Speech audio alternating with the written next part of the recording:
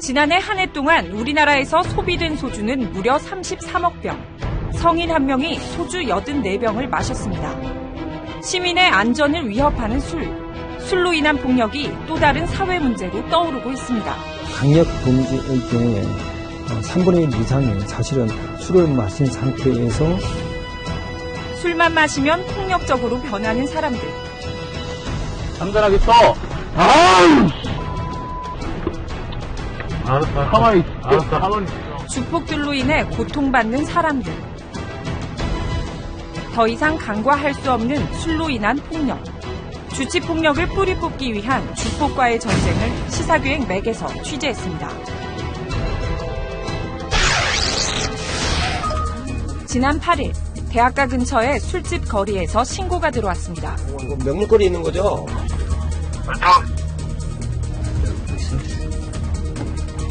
길 가던 행인들끼리 시비가 붙은 상황. 긴급 출동한 경찰들이 말려보지만 싸움은 쉽게 끝이 나지 않습니다. 자정이 훌쩍 넘은 새벽. 술집이 늘어선 이곳에서는 거의 매일 취객들로 인한 사건, 사고들이 발생하고 있습니다. 술에 취해서 쓰러져 있는 분들 많고요. 싸움, 대부분 이제 폭행으로 이어집니다. 폭행, 강제 투행, 그런 쪽으로 이어지는 범죄로 이어지죠, 술 때문에. 주치자들의 폭력은 시간도 장소도 가리지 않았습니다. 엄마가 칼을 들고 난리를 치자며 모두가 잠든 새벽 3시.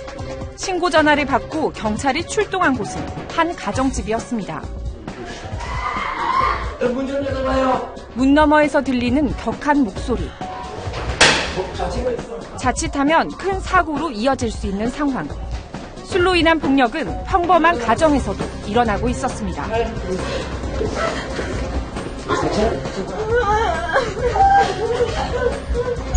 피해 방금 다치신 분이 있고. 술로 인한 가족 간의 다툼은 자칫 위험한 상황까지 이어질 수 있는데요. 가정폭력의 원인 중 1위가 술입니다. 그렇기에 주치폭력 중 절대 간과할 수 없는 것 또한 바로 가정 내 폭력입니다. 내일 토요일이잖아요. 휴일이잖아요. 그런 경우에는 많아요. 엄청 많아요.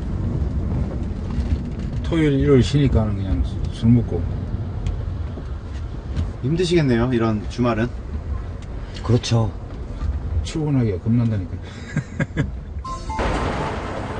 일선 순찰 지구대 또는 파출소에서 주치자 처리에 소요되는 시간은 대략 3시간에서 4시간. 무학현대 아파트. 무학현대 아파트? 무학재 얘기하시는 거 아니에요? 무학생. 아니, 내려서 택시 타시는 게 낫다. 버스가 그게 안 택시를 타고 가세요. 치안 수요가 많은 지구대의 경우 하루 20여 건의 주치자들을 처리하게 됩니다. 동대문 옆에. 무학재인데 얘기하시는 동문부. 그러니까. 경찰 본연의 업무는 순찰과 범죄 예방이지만 취객들을 그대로 내버려둘 수 없는 상황. 결국 순찰차는 취객의 집으로 향합니다. 바로 가까운 거리니까 놔두면 또 위험하니까 집에까지 모셔다 드리는 거죠. 억지로 술을 권하고 술로 인한 실수는 너그럽게 봐주는 관행들. 하지만 이런 잘못된 생각은 주치폭력이라는 엄청난 결과를 낳았습니다. 만취한 상태에서 경찰관에게 상습적으로 행패를 부리는 주폭의 문제는 어제 오는 일이 아닙니다. 그럼에도 불구하고 여전히 반복되는 이유 중 하나는 주치폭력에 대한 경미한 처벌 때문이었습니다.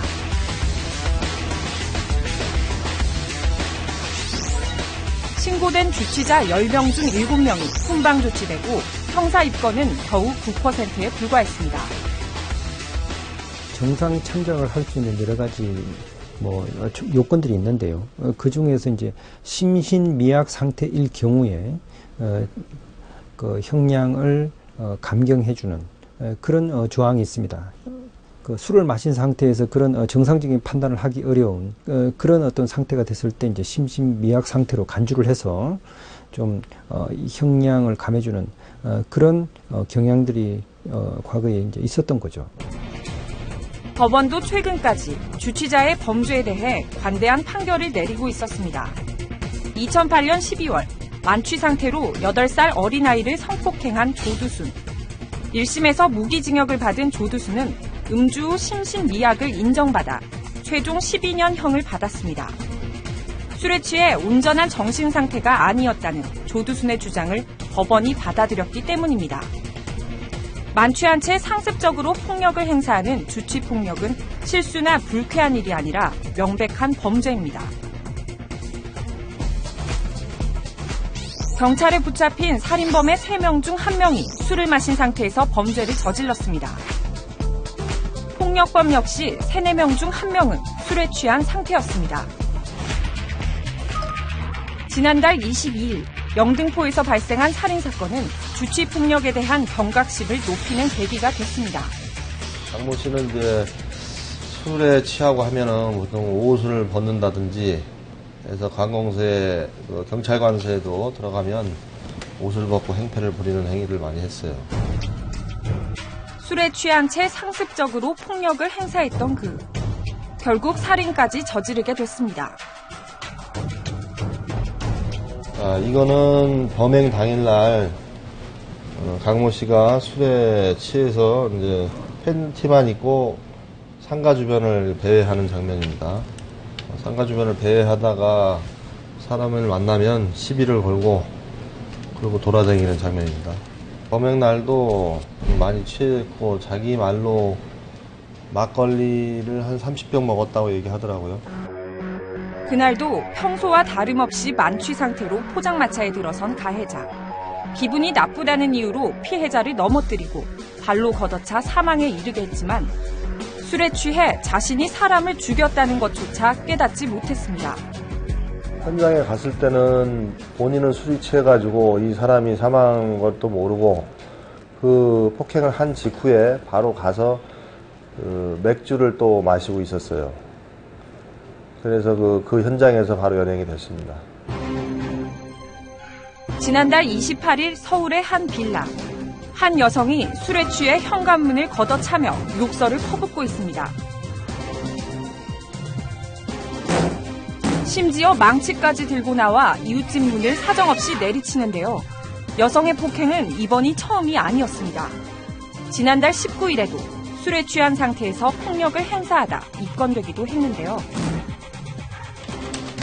무려 13차례나 입건됐지만 징역 10월에 집행유예 2년을 받은 것 말고는 대부분 벌금형이었습니다. 이웃들은 이 여성의 폭력에 두려움을 느낄 수밖에 없었습니다. 망치를 들고 또 막 문을 쾅쾅 치는 거예요. 그래서 너무 무서워서 문이 고장나서 혹시나 들어가서 그 망치로 저희를 어떻게 할까봐 생명의 위협을 느꼈기 때문에 112에 바로 신고를 했죠. 결국 이 여성은 구속됐습니다. 주치폭력에 대한 강력 대응 방침 뒤 여성이 구속된 건 처음입니다. 저기 맥주 2병 먹고 포장마차에서 맥주 2병 먹고 그 다음에 해치 가서 소주를 1병 먹었어요. 근데 제가 이제 밥을 안 먹은 상태에 먹어서 그게 제가 헷갈려 갔어요. 밥만 먹었어도. 예전 같으면 주치 상태에서 사건이 일어났을 경우에는 단순 사건으로 처리를 했다고 하면 지금 현재는 단순 사건으로 처리하지 않고 상습성, 반복성이 있는지 여부를 갖다가 판단한 후에 그 주민 여론이나 그 직결 처분이나 이런 부분을 갖다가 종합적으로 판단을 해서 영장을 신청하고 있습니다. 그렇다면 외국의 경우 주치폭력을 어떻게 처벌하고 있을까?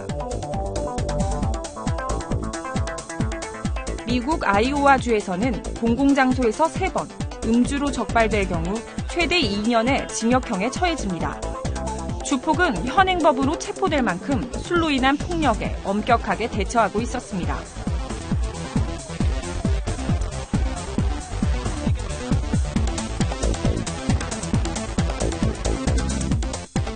술에 취해 공원을 돌아다닐 경우 프랑스에서는 약 400만 원의 벌금이 부과됩니다. 주취소라는 죄질에 상관없이 모두 36시간 구금할 정도로 영국 또한 주치폭력에 대해 엄격했습니다. 지난달 10일 서울지방경찰청은 서울시 내 31개 경찰서에 주폭 전담팀을 신설하고 주폭과의 전쟁을 선포했습니다. 주폭 대부분은 오랜 기간 범행을 반복해왔습니다. 전과 86범의 주폭까지 등장할 수 있었던 건 범행 한 건당 금전적 피해가 적고 보복을 두려워한 피해자들이 신고를 꺼렸기 때문입니다. 주치폭력을 막기 위해서는 112 신고와 CCTV 동영상뿐만 아니라 탐문을 통한 지역 주민들의 피해 상황 등 종합적인 수사가 필요합니다. 제일 잘하시는 게 길바닥에 눕기, 말벌스 지나갈 때 옷 다 벗고 경찰 와도 안 빌게요. 112 신고해도. 제가 이 강력반 생활 한 20여 년 하는데 저희들이 살인 강도를 잡았을 때보다 더 주민들이 더 좋아하시는 것 같더라고요. 상당한 보람을 느끼고 있습니다.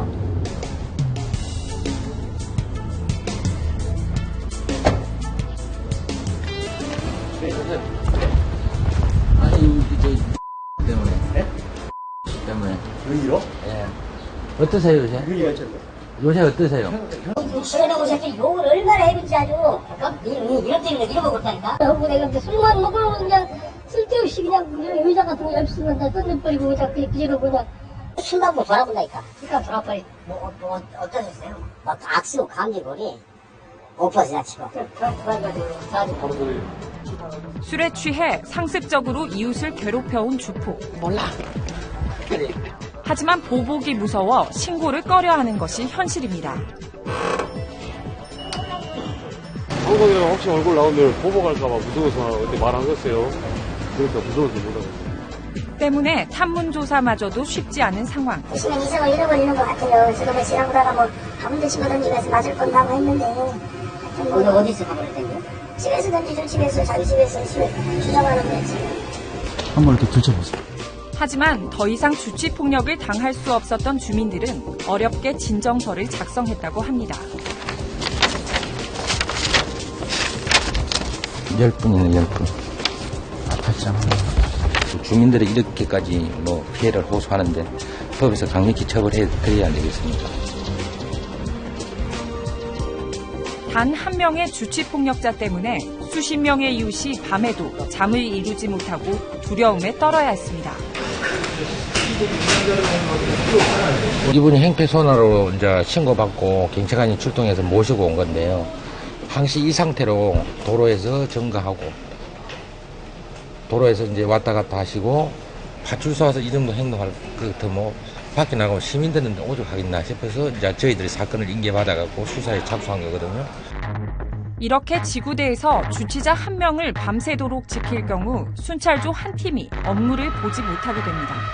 결국 치안에 공백이 생기게 되는데요. 이웃의 안전까지 위협하는 주치폭력. 보다 강력한 처벌이 필요합니다. 종합적으로 수사하다 보면 많은 사건들이 모이게 되고 범죄 사실이 여러 개 나눠지니까 아무래도 지금까지 처음 하는 것보다 높은 행위 선고가 되겠죠. 그러니까 술 드시는 분들 자제 좀 하시고 건전한 음주문화 행성에 좀 도움이 좀 되시면 좋겠습니다. 주폭과의 전쟁을 선포한 뒤 구속된 주폭은 평균 27범으로 상습적이었습니다. 만약 그 사람이 저지른 과거의 폭력 행위들 이런 것들에 관련된 자료를 모두 수집을 해서 그것들을 한꺼번에 제출하는 경우에는 법원에서도 상당히 심각하게 받아들이고 보다 이제 엄한 그런 처벌을 선고할 가능성이 높은 거죠. 그것은 폭력 행위의 그 상습성과 그 의도성이 상당히 인정이 되는 그런 경우이기 때문입니다. 강력한 처벌만으론 알코올 중독자들의 폭력적인 습관을 뿌리 뽑기는 어렵습니다. 보다 전문적인 치료와 상담을 통해 재발을 막는 것이 중요합니다.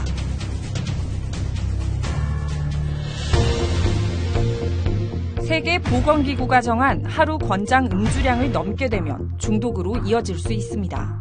알코올 의존 정도로 넘어가는 경우는 그 병리적 기억이 이미 무의식 정대로 박혀있는 상황이고 그리고 그 병리적 기억이 어느 시기가 되면 항상 다시 재발해버리는 경향이 있습니다. 그래서 일정 수준은 자기가 조절되는 것처럼 하다가 결국은 다시 술을 마시게 되는 현상이 일어나는 거죠. 그것은 치료를 받지 않고서는 사실상 조절되지가 않습니다. 그런 내가 이 술을 조절해야 되겠다 생각을 하는 자꾸 실수가 일어나고 반복되는 경우에는 전문가에게 의견을 구하시고 적극적인 치료를 하시는 수밖에 없습니다. 주폭 신고로 인한 경찰 업무가 전체 업무 중 26%에 달할 정도로 주치폭력의 실태는 심각했습니다. 단속 강화뿐만 아니라 알코올 중독의 예방과 치료 등 보다 체계적이고 적극적인 대책이 필요한 때입니다. 시사교행맥 오지혜입니다.